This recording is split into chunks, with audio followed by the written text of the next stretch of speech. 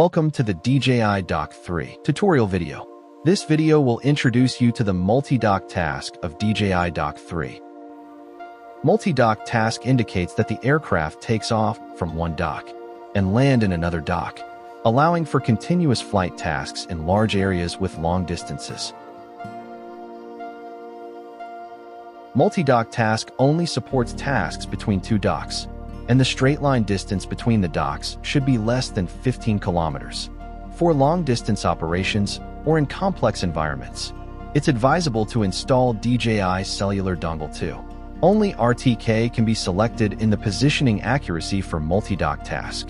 For multi-dock task, ensure the RTK signal sources of the docks are consistent, and the RTK data is fixed.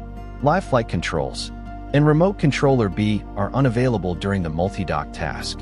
Multi-dock task is not supported for the dock connected to the DRTK3 relay. Multi-dock task is not supported after entry-exit point of the dock is set. Launch Flight Hub 2.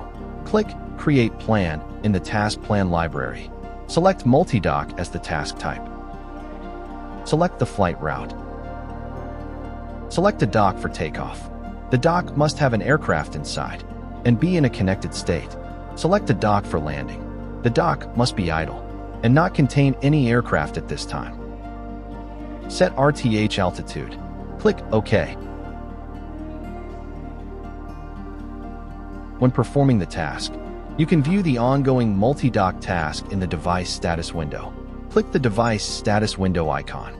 You can view the device details and live stream for the current task. Click on the dock name to switch and view the status of the takeoff and landing docks. Click the RTH icon.